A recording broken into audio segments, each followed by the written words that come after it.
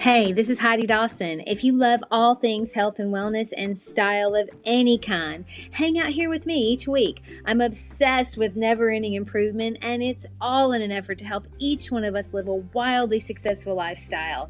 Subscribe today so you don't miss a thing. Hi, guys. Welcome to episode 604 of the Wildly Successful Lifestyle Podcast. It is especially good to be with you today. I feel like $1,000,000 compared to last week. So even though it's cloudy today, I have sunshine following me all around because I feel so good. It's interesting what a good dose of contrast will do for you. Anyway, I'm glad you're here, and I'm grateful for each and every single one of you that listens all the time or even just once in a while. I'm happy you're here. Now, I wonder how many of you guys have a decision looming, maybe a decision that you really need to make, but you've been putting it off and putting it off. You just tell yourself, oh, I don't know what to do. And most of the time that statement puts us in the stuck position where we shift our thoughts to something else so we don't have to think about it. In other words, we just distract ourselves from it because it's easier than thinking about it. Now, it feels like the I don't know is a death blow to action. Now, I would like to present that we can reframe that I don't know into a really good way to actually make decisions that really feel right for our life. I would like to present that it is okay to not know. It is okay to not know. In fact, sitting with the not knowing and being okay with it is such a good way to make decisions. Now, I'll tell you why I say that. I have been sick. I know. I know I've talked about it a lot. But I was actually sick. Like, not the dramatic, I have a cold kind. This was the kind where you're on the bathroom floor at 3 a.m. wondering if you're dying. I'm better now, mostly. Still being a little dramatic about it. Anyway, this week, I have felt so much better, and I finally have picked back up on my meditation. And the session that I had one morning was called Not Knowing is the Most Intimate. So the whole meditation, it was just that, repeating that statement. Not knowing is the most intimate, over and over. And I thought it would be a little bit annoying. It wasn't, though. I mean, it was so useful because my head has been really loud. I mean, and probably just like yours. There's ideas going through, decisions you have to make, should I do this or shouldn't I do this? And for once, I was okay with not trying to fix it. I just let all of that be noise. And something shifted. Afterwards, after the meditation, I was sitting there dwelling on that idea that not knowing is okay. And I realized that it just made me feel less anxious about any of the decisions I have. And then the other thing that happened was something else popped into my head that I've heard many times. I probably first heard it on the Tim Ferriss podcast. But that is, if it's not a definite yes, it's a no. So now I'm thinking about those two ideas side by side. Like, why would that statement have come in from my meditation on not knowing is the most intimate? I mean, because not knowing is the most intimate, and if it's not a hell yes, it's a no. I would think in my initial thoughts that those are opposites. So why in the world did it feel similar to me? Now, one kind of sits in the gray area and the other says, definitely pick a side. But the more I turned it over, the more I realized that they're not opposites. They actually need each other. So you can't get to a real solid, comfortable yes without spending time in I don't know. Not the fake I don't know where you avoid the thing, not the distracting I don't know where you just start thinking about other things or doing other things. I mean the real kind where you're paying attention, but you're not forcing an answer, because most decisions are not yes and no at first. Like, a lot of times they're okay, maybe, or kind of, maybe, or I feel something, but I'm not sure. And if you rush that, either by forcing certainty or by staying stuck, you miss the signal. And I've done both. Like, I've done the stuck, where several years ago I wrote this little book that I love. And I spent a long time working on that. It was a lot of fun. But in my mind, I came up with this reason or that reason for why I couldn't publish it yet. I was waiting for the perfect yes moment, and that it never came. Now, it's still in my Pages doc. No one has seen it because I've been stuck waiting for the perfect moment and maybe, sadly, the permission to publish it. I don't know. From who? I'm not sure. You see, when you're stuck, though, there's often a reason, and a lot of times the reason is just behind your subconscious. You kind of know it, but you also kind of don't want to admit it. Now, I've also done the rushed part.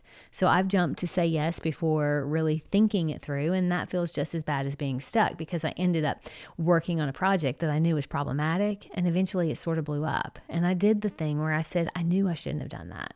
I knew. So why didn't I listen? Well, because I said yes too quick before my subconscious could talk me out of it. So yeah, being stuck and jumping in too soon, neither one of those is a recipe for being wildly successful. But when I let myself just sit and not know and be okay with that, without pressure, without timeline, something totally different happens. The yes shows up on its own, or the no does, and it's clean. Eric and I at one point seriously considered moving to Germany. His company had a domicile in Germany at the time, and we really thought it would be fun. Now, I'm a jumper. I'll jump right in. And Eric is a ponderer. And sometimes I think he's too logical about things. So we balance each other nicely. Now, I was excited for an adventure. I pictured our glamorous life of traveling all over Europe together without a care in the world. But after we went through the pros and cons, and we just kind of let the idea simmer, we decided moving to Germany wasn't for us. Now, it's good that we took the time to ask the hard questions. So we asked ourselves, how would it feel to move so far away from family? Because we're really close to our family, and that would have made me sad.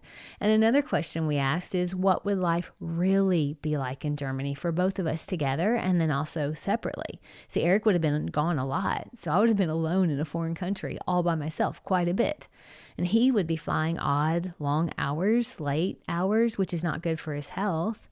And then also, what do we imagine our life would be like versus what it's like now? We kind of talked ourselves through all of these questions.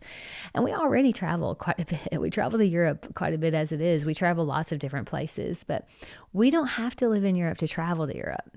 So ultimately, sitting on the move and letting it simmer brought us both to the same conclusion. It wasn't for us. And it was such a relief when we made the decision. It felt really right. And ultimately it was the right decision because it would have been really bad timing for us to leave because my little sister was just starting college. She was having some little issues here and there. And we were a big part of her life at that point. My grandmother, she ended up passing away, and the time that we got to spend with her was so precious to us. It was good we didn't jump in. And I realized after sitting on it that the fantasy was this whole idea of a glamorous life living abroad, when really the glamour is there for us already because we travel there, and we can have that and not miss out on our life in America. It was so good for us to be okay, with not knowing. It allowed the quiet voices that sometimes get shut down. It allowed those quiet voices to be heard. And that's why it felt like such a relief. Now, here's what I think is happening. When you stop needing to know right now, you give the quiet part of you room to speak. See, the loud voice gets lots of airtime through all of the shoulds. I should be doing this. I shouldn't be doing that. Or all of the egos, all of the fear, all of the pressure. That's the loud voice talking. But the quiet part sits patiently waiting to be heard. It's not exerting its force. It waits until you can hear it. The part that knows, but only when it's not being shouted over. And that part, it doesn't speak in sentences. It speaks in feelings, in hunches, in a tightening of your stomach, or maybe a random daydream, a song that won't leave your head. There's a reason, an idea that won't quit following you. That quiet voice, you have to get intimate with not knowing in order to hear it. And I used to think decisiveness was power, and it is after you've done the work of not knowing. Without that, decisiveness can just be noise. With it, though, it's so much clarity. So here's the thing you can try. Nothing fancy. You can pick one thing you're stuck on. Could be small, like where to eat Friday night for dinner. Could be big, like do I quit the job? Do I send this text? Or do I say the thing? And allow yourself for 3 days. Allow yourself to just don't decide. Don't research. Don't ask 12 people their opinion. You're going to get 12 different opinions. Just notice when the questions come up, say out loud or in your head, I don't know yet. And that's okay. Write down what you feel. Write down, no judgment. And on day 4, check in. You'll probably know. And if you don't, wait longer, but you probably will. It's not about being passive. It's about being accurate. Now, most of us make decisions from noise, from that loud voice, from pressure, from fear of missing out or guilt or momentum, all the things. But this is the opposite. It's really subtraction. So remove the rush, remove the story, and then what's left? That's your answer. I don't have a big bow for this episode, no trust the universe or, vision board prompt or anything like that. It's just this. It's okay to not know. And if you can sit with that, really sit without flinching, then the knowing comes. Not because you forced it. It's because you finally got out of the way.